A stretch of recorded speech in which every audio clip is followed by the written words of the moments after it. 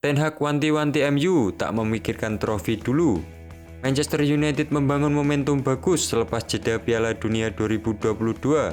Rentetan kemenangan membuat setan merah mulai disebut-sebut dalam persaingan juara.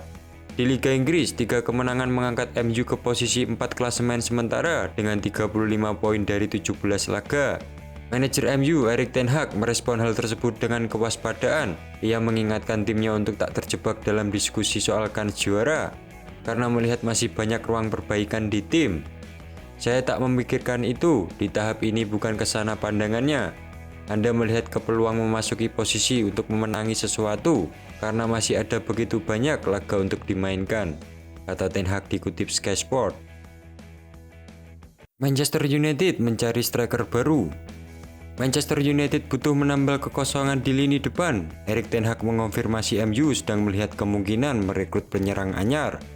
Sky Sport melaporkan MU kemungkinan akan mencari pemain yang bisa dipinjam. Namun apapun itu, manajer MU Erik ten Hag memastikan sedang berupaya memperkuat timnya. Kami harus selalu melihat kemungkinan itu. Kami mendorong para pemain. Bagus saja tidak cukup, tapi juga di dalam organisasi kami harus saling mendorong, ujarnya dikutip Sky Sport. Ketika ada kesempatan-kesempatan di puncak, Anda mesti siap mengejarnya. Fokus saya adalah siap untuk membentuk tim yang lebih baik untuk meningkatkan tim, imbuhnya. Masuk sebagai pemain pengganti, Aubameyang malah diganti lagi. Aubameyang cuma jadi cadangan saat Chelsea menjamu City di Stamford Bridge, Jumat 6 Januari 2023 dini hari. Dia masuk menit kelima untuk menggantikan Raheem Sterling yang cedera.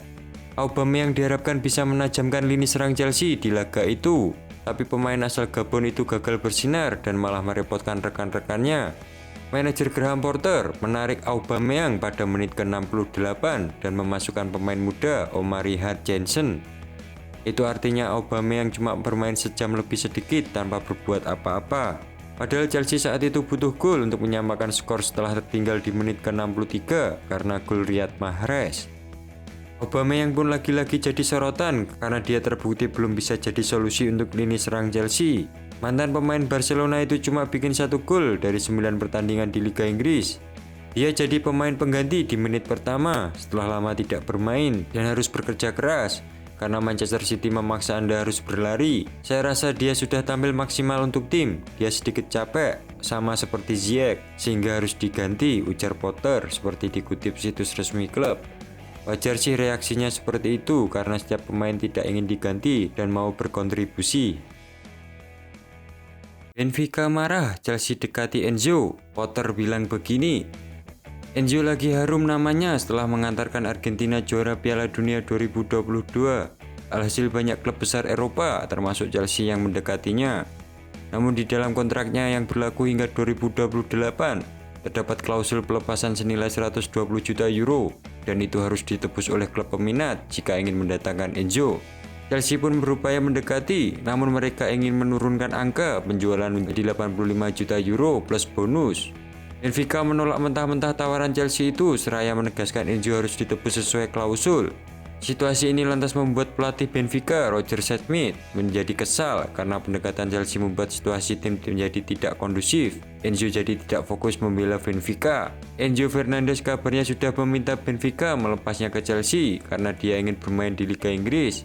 Chelsea pun jadi dikritik karena merusak hubungan Enzo dan Benfica. Terkait tuduhan tersebut, Graham Potter pun berkomentar, "Saya tidak mau terlibat perang komentar di media. Saya tidak perlu bicara apapun. No comment," ujar Graham Potter seperti dilansir Mirror.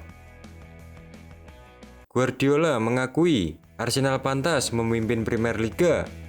Manchester City sukses memangkas jarak dengan Arsenal di puncak klasemen Liga Inggris menjadi 5 poin.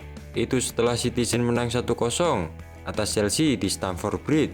Masih ada 21 laga lagi buat masing-masing tim ini, yang berarti persaingan titel masih berjalan panjang. Pep Guardiola mengindikasikan tak mau terlalu fokus ke jarak dengan sang rival, tapi ia pribadi mengakui Arsenal musim ini begitu impresif. Well, selisihnya bisa saja 7 poin atau 10 atau 8, tapi sekarang jaraknya 5 poin. Kami harus melihat ke diri sendiri saja, tapi saya harus akui cara mereka bermain, Arsenal layak di atas sana, ujarnya kepada BBC.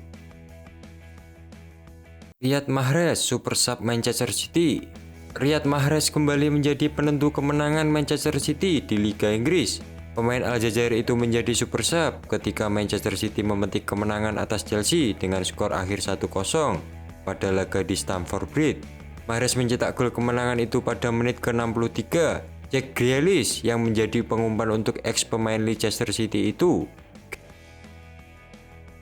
Arsenal ingin juara. Ini teori simpelnya. Arsenal tampil konsisten sejak awal musim dan kini bertengger di pucuk klasemen Liga Inggris. Mereka mengoleksi 44 poin dari 17 laga. Saat ini unggul 5 poin dari Manchester City di urutan kedua. Manchester City diperkirakan akan bisa memangkas selisih itu menuju akhir musim, mempertimbangkan pengalaman dan kematangan mereka di persaingan juara. Tapi mantan bek Liverpool, Jamie Carragher, melihat Arsenal sudah tampil sangat baik dan membuktikan diri meraih hasil sejak awal musim. Ia memperkirakan Arsenal masih akan kehilangan beberapa poin, tapi memprediksi tak terlalu signifikan. MU lagi butuh striker, Sancho malah begini. Sancho sudah tidak bermain untuk MU sejak 22 Oktober, padahal Sancho sempat mencuat di awal musim dan diprediksi bisa membayar performa buruknya musim lalu. Tapi Sancho sama saja dan bahkan lebih buruk lagi. Dia bahkan sampai berlatih terpisah dengan rekan-rekannya di Belanda. Tak cuma soal fisik Sancho, mental mantan pemain Borussia Dortmund itu ditengarai sedang bermasalah. Inilah yang membuat Ten Hag belum berani memainkan Sancho. Untuk saat ini dia belum fit betul, ujar Ten Hag di ESPN. Ini lebih ke fisik, tapi fisik berhubungan dengan mental. Tapi saya rasa kondisi fisiknya sudah lebih oke dan itu akan membantunya. Saya harap dia bisa kembali secepatnya, tapi belum tahu seberapa lamanya, Ten Hag menambahkan. Messi akan segera umumkan kesepakatan baru dengan PSG. Kontrak Messi dengan Les Parisiens akan selesai pada Juni 2023. La Pulga memang mempunyai opsi untuk perpanjangan 1 musim lagi. LFWP yang mengabarkan PSG dan Messi akan bersama setahun lebih lama. Sebelumnya, Presiden PSG Nasser El-Khelaifi sudah mengungkap bahwa pemain 35 tahun itu ingin bersama dengan PSG lebih lama. Legenda Italia Gianluca Vialli meninggal dunia. Kabar duka datang dari sepak bola Italia. Legenda sepak bola Italia Gianluca Vialli meninggal dunia. Vialli mengumumkan kepada publik tentang penyakitnya itu pada November 2018. Saat itu Vialli menyebut dirinya sudah sembuh dari kanker. Namun ketakutan kanker tersebut akan muncul lagi tetap ada, dan itulah yang terjadi pada Desember 2021. Selama lebih 1 tahun, Vialli berusaha pulih kedua kalinya dari penyakit tersebut. Dia bahkan sampai meninggalkan jabatannya sebagai asisten pelatih timnas Italia.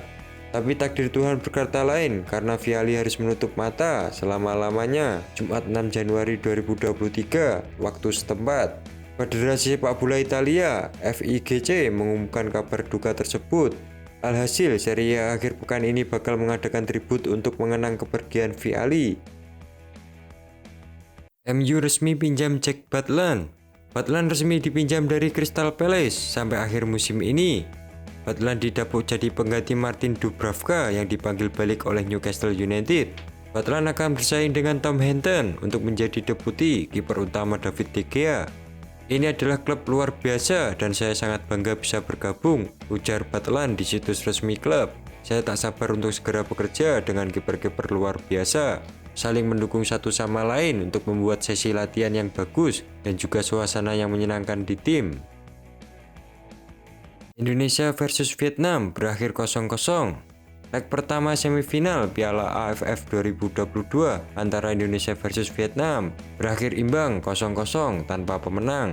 Bertanding di Stadion Utama Gelora Bung Karno, Senayan, Jakarta, Jumat 6 Januari 2023. Indonesia versus Vietnam berjalan ketat dan alot. Peluang hanya tercipta di babak pertama dan babak kedua berjalan keras.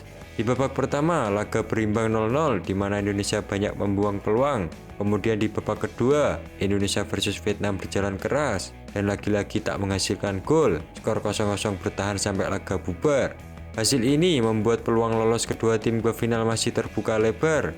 Leg kedua semifinal Piala AFF 2022 akan gantian digelar di Stadion Nasional Mae Dinh, Hanoi, Vietnam pada 9 Januari mendatang.